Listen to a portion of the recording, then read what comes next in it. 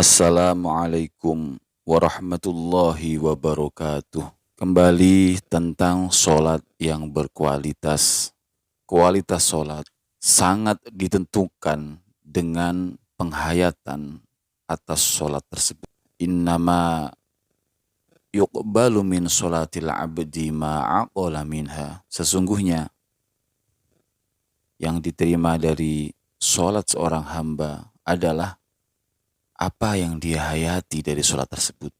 Di antara rukun sholat adalah membaca suratul Fatihah. Ayat pertama adalah Bismillahirrahmanirrahim.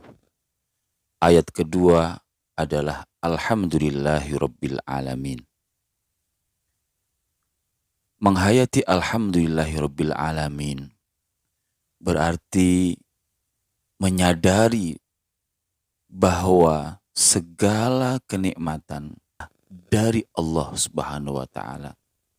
Kekayaan, harta, jabatan, pangkat, status sosial, kesehatan, fisik, semua adalah pemberian dari Allah Subhanahu wa taala yang harus kita syukuri. Alhamdulillahirabbil alamin. Segala puji milik Allah Subhanahu wa taala. Memuji orang lain seharusnya memuji Allah yang menciptakan orang tersebut. Memuji kelebihan sesuatu berarti memuji Allah yang menciptakan kelebihan tersebut.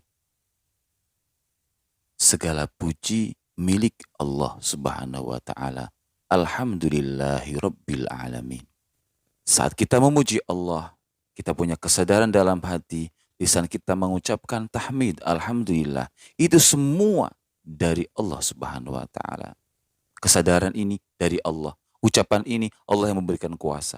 Sehingga pujian kita pun kepada Allah membutuhkan pujian yang lain.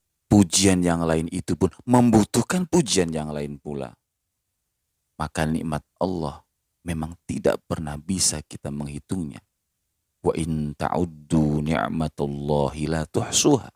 Jika engkau hendak menghitung nikmat Allah, engkau tidak akan mampu menghitungnya dengan sempurna. Orang-orang yang tinggi level spiritualitasnya, saat mereka mendapatkan kerugian misalnya, sakit, jatuh, mereka mempunyai cara pandang bahwa semua itu pun adalah dari Allah Subhanahu wa taala. Itu semua adalah ujian. Ujian dari Allah Subhanahu wa taala. Menguji kita.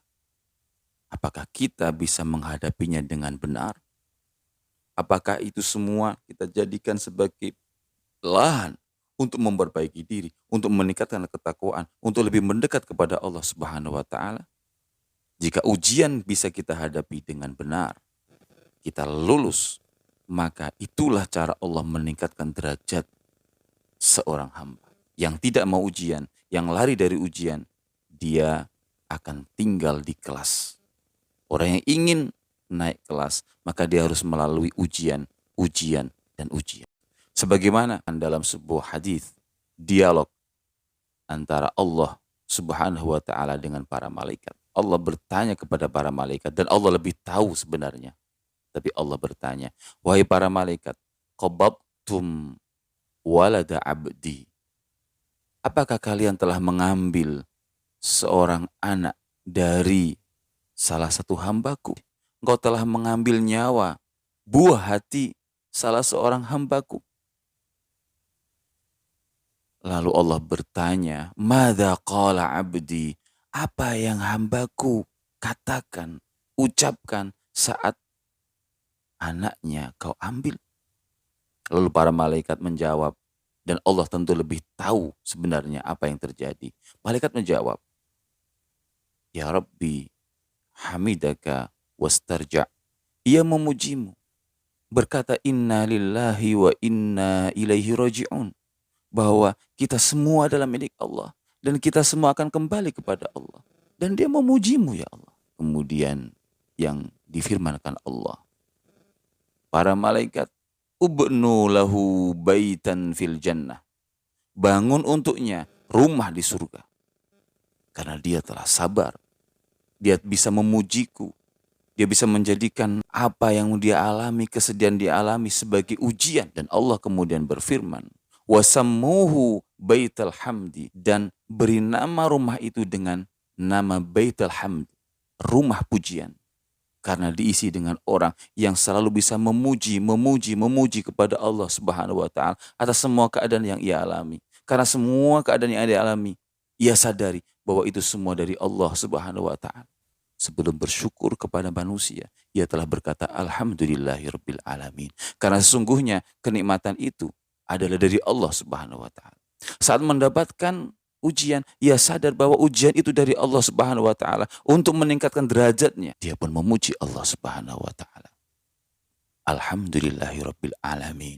Artinya meningkatkan kesadaran bahwa semua yang terjadi adalah dari Allah Subhanahu wa taala. Semoga bermanfaat. Assalamualaikum warahmatullahi wabarakatuh.